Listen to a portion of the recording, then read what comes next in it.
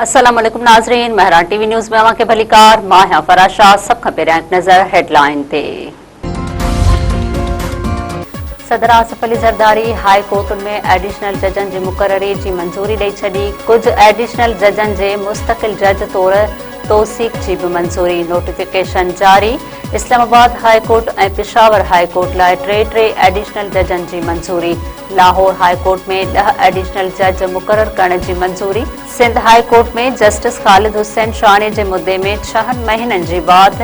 Islamabad high court में 3 नवनि additional जजनि उहिदे जो हलफ़ खणी वरितो। हलफ़ खणंदड़नि में जस्टिस अयाज़ शौकत, जस्टिस उमैर मजीद मलिक ऐं जस्टिस शाहरुख अर्जमंद शामिल। सदर पारां हारून अख्तर खे वज़ीर आज़म जो सनत ऐं पैदावार वारो मशीर मुक़रर करण जी भी मंज़ूरी ॾेई छॾी। आज़ाद कश्मीर में चौथे मरहले जी चूंडुनि जा नतीजा अचण जो सिलसिलो जारी। अॻूणो वज़ीर आज़म सरदार अतीक खे शिकस्त। 2 सीटुनि ते पीपीए खे सरसी। LA 14 ते कश्मीर दस्तेबाज़ी पार्टीअ जो सरदार साजिद इक़बाल कामयाबी माणे वरिती। LA 15 ते पीपीए जो ज़िया कमर पहिरें ऐं नवाज़ लीग जो मुश्ताक मनहास 2 नंबर ते। LA 16 जे गैर हतमी नतीजनि मूजिब नवाज़ लीग जो सरदार मीर अकबर 9243 वोटनि सां अॻिते। LA 17 ते पीपीए जे फैसल मुमताज़ राठौड़ खे सरसी हासिल। अमरीकी सदर डोनाल्ड ट्रंप पारां ईरान जे क़त्ल जी धमकीअ सबबि ॻुझी उॾाम ज़रिए तुर्किया खां वापसीअ जो इंकशाफ। वाशिंगटन पोस्ट जी रिपोर्ट मूजिबि ट्रंप जे तुर्किया खां वाशिंगटन वापसीअ जे सफ़र खे ॻुझो रखियो वियो। सहाफ़ियुनि खे ख़तरे सबबि दरियुनि जा शेड हेठि रखण जी हिदायत कई वई। सहाफ़ी ऐं वाइट हाउस जो अमलो सम्झी रहियो हो त ट्रंप एयरफोर्स 1 जहाज़ में आहे।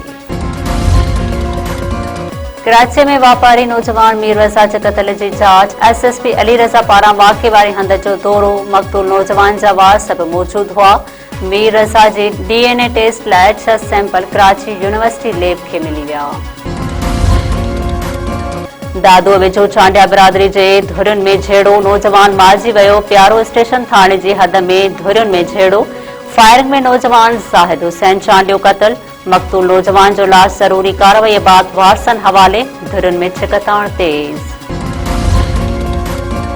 डोकरीअ में नारी ऐं भिरिया सिटीअ में नौजवान आपघात करे छॾियो। डोकरीअ जे बाईपास पाड़े में 22 वरियनि जी पारस पठार मुबैना तौर पाण मथां पिस्टल जो फायर करे ज़िंदगी जो ॾीओ उझाए छॾियो। वारसनि मूजिबि नारी घरू मामले तां मुड़ुस सां कावड़जी ख़ुदकुशी कई आहे। भिरिया सिटीअ वेझो नौजवान कर्ज़नि खां तंग अची आपघात करे छॾियो। ॻोठ हंबरवाह में 25 वरियनि जी अलह ओभायो कल्होड़ो फाहो खाई ज़िंदगीअ जो अंत आंदो।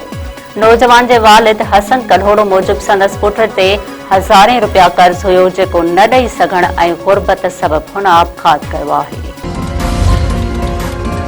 सिंधड़ी भरिसां क्लास जी छत जा चापुड़ धमाके सां किरी पिया। 3 शागिर्द ज़ख़्मी। प्राइमरी स्कूल काबुल खान नोहड़ीअ जे छत जा चापुड़ धमाके सां किरी पिया। 5वीं क्लास जा शागिर्द सूरज, अनेश ऐं भारत वल्द गोपाल शदीद ज़ख़्मी थी पिया।